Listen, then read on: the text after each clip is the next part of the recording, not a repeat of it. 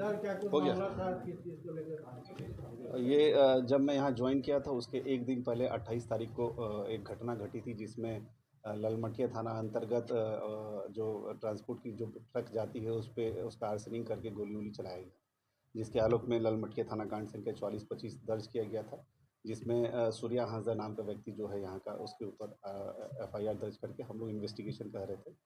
इसमें हम लोग बाद में पता चला कि यह साहेबगंज में भी इस तरह की घटनाओं में संलिप्त रहा है, और जब हम लोग इसका आपराधिक इतिहास निकाले तो इसके खिलाफ साहेबगंज और गोड्डा जिला में मिलाकर कुल 25 कांड दर्ज हैं जो रंगदारी से संबंधित है। इनका एक ऑर्गेनाइज गैंग है जो इस तरह का जो ट्रांसपोर्टेशन का काम होता है कोयला का और ये उस चिप्स का, जिससे वो लोग अवैध पैसे की वसूली और ये रंगदारी का मांग करते हैं। उसी के आलोक में जब ये केस दर्ज हुआ उसके आलोक में एक SIT टीम का गठन किया गया, जिसके द्वारा लगातार पिछले 2-3 महीने से जगह जगह पे छापेमारी की जा रही थी। इसी के आलोक में हम लोग बरहेट में एक हम लोग इंटर डिस्ट्रिक्ट मीटिंग भी किए थे इसी की गिरफ्तारी को लेकर, जिसमें सभी थाना प्रभारी के साथ जो इन्फॉर्मेशन हम लोग को मिलता है, जो इनपुट मिलता है, उसके आधार पर हम लोग लगातार प्रयास कर रहे थे कि इसकी गिरफ्तारी हो जाए। इसी आलोक में हम लोग को कल इसकी सूचना मिली थी कि यह देवघर में कहीं पहुंचा है। उसी के आलोक में एक छोटी टीम के द्वारा उसको वहाँ से गिरफ्तार करके लाया गया। गिरफ्तारी उपरांत उसको यहाँ पर कन्फेशन पे पता चला कि उसका कुछ हथियार और वो बरामद कर सकता है। उसी के आलोक में कल रात में जो SIT टीम गठित की गई थी वो बोआरी जो थाना अंतर्गत कमल डेरी रहर बढ़िया पहाड़ के पास बरामदगी करने गई थी। जब टीम पहुंची तो वहाँ पर इसके जो साथी पहले से छुपे हैं तो उसके द्वारा फायरिंग की गई। इसके द्वारा भी अपना जो जो कस्टडी में जो जवान था उसको धक्का देकर उसका राइफल छीनकर भागने का प्रयास किया गया, जिसमें गोलीबारी चली दोनों तरफ से। आधे घंटे का लगभग जो मुठभेड़ चला, जिसमें हमारे टीम के जो द्वारा भी जो फायरिंग किया गया, फायरिंग जब शांत हुआ उसके बाद 2-3 घंटे बाद उसमें जब सुबह उसमें हम लोग उसका सर्च अभियान चलाए, तो जिसके आधार पर पता चला कि जो सूर्या हांसदा है इसको मृत पाया गया। और वहाँ से हम लोग को जो बरामदगी हुई है वो एक देसी कट्टा एक बरामद हुआ है, देसी पिस्टल एक बरामद हुआ है, 8 mm का जिंदा गोली एक है, 8 mm का एक खोखा 3 है, 8 mm का मिस फायर गोली 2 है, 7.6 mm का जिंदा गोली 2 है, 7.6 mm का मिस फायर गोली 2 है, 7.6 mm का खोखा 3 है, 5.56 mm का खोखा 9 है और 9 mm का खोखा 10 है। तो ये जैसा हम लोग जानते रहे पहले भी इसका पूर्व इतिहास रहा है। जब भी पुलिस इसकी गिरफ्तारी करने जाती है तो पहले भी पूर्व के DSP का इसके द्वारा हाथ तोड़ दिया गया, साहेबगंज में जो घटना घटी थी। और जब भी इस तरह का पुलिस गिरफ्तार करती है तो पुलिस भी ये प्रोटेस्ट करता है, और प्रोटेस्ट के आलोक में कल इसने भी यही काम किया था, ये भागने का प्रयास किया था, जिसके क्रम में ये घटना घटी है। उसकी अभी जो मुठभेड़ में उसकी मौत हो गई है। उसके बाद जो हम लोग का जो NHRC का जो गाइडलाइन है उसके आलोक में मजिस्ट्रेट प्रतिनियुक्त करके पूरी टीम की हम लोगों ने वीडियोग्राफी और उसके उपस्थिति में सारा चीज़ कराया है। उसका रिपोर्ट आना बाकी है। मेडिकल बोर्ड का भी गठन करके आज हमने उसका मेडिकल जो अंत परीक्षण प्रतिवेदन वो कराया है, उसका भी रिपोर्ट आना बाकी है। और जो NHRC को रिपोर्ट भेजना होता है 48 घंटे के अंदर, वो भी आज हम लोग उसको भेज देंगे। मुझे लगता है कि यह जो सूर्या हांसदा करके जो गैंग था, ये इस जिले के लिए आतंक का पर्याय बन चुका था। उसका हम लोग एक इनकाउंटर में आज मुठभेड़ में मारा गया। हम कितने राउंड गोलियां चली सर? अब ये तो अब इन्वेस्टिगेशन का पार्ट है, वो हम लोग अभी करेंगे। वो स्टेशन डायरी में उसका एंट्री होगा तो वो हम लोग उसमें सारा डिटेल लिखा रहता है कि दोनों तरफ से कितनी गोलियां चली, कितना खोखा। मैंने आपको बता दिया अभी कि इतना इतना बरामदगी हुआ है। इसके आधार पर अभी हम लोग मिलान करके उसमें इन्वेस्टिगेशन का पार्ट आएगा, उसमें आएगा। इनके जो साथी थे सर वो पकड़ में नहीं आए? नहीं, वो पकड़ में नहीं आए हैं। 5-6 साथी बचे हुए हैं जिसका हम लोग नाम जानते हैं। पहले से भी वर्कआउट चल रहा है, कुछ अरेस्टिंग हुई भी है। अभी हम लोग लास्ट 2-3 दिन पहले जो साहेबगंज में ऑपरेशन चलाए उसमें साहेबगंज में 2 अरेस्टिंग हुई है। यहाँ हम लोग का अभी नहीं हुआ है।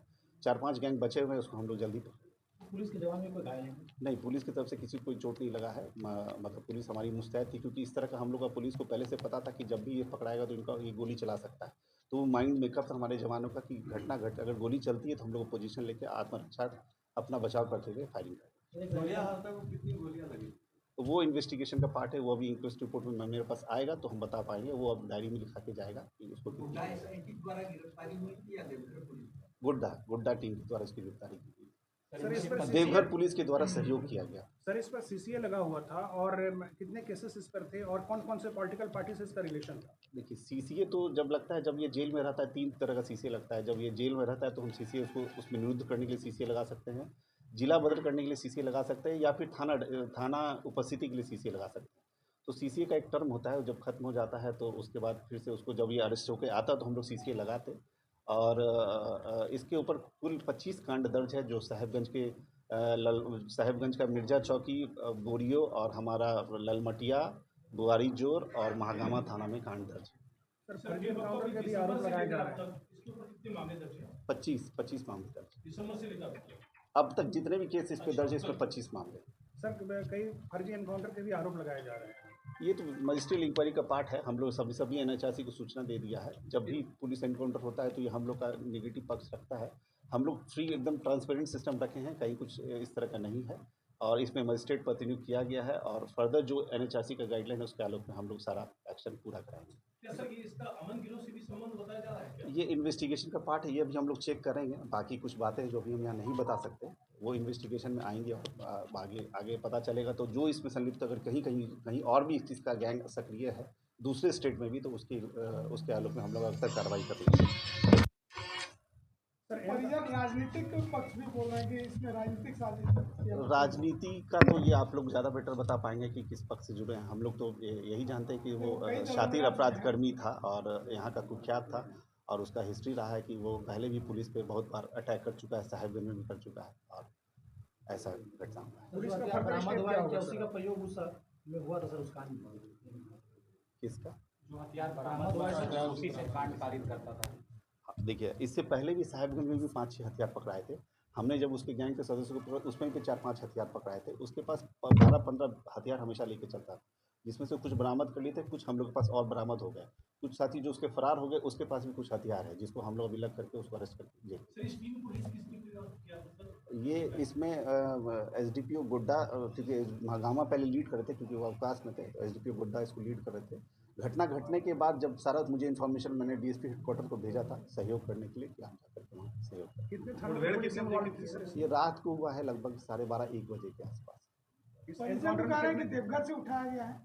तो बताए देवघर से मेरी टीम अरेस्ट की, तो बताएंगे। सर कितने थानों की पुलिस इन्वॉल्व थी इसमें?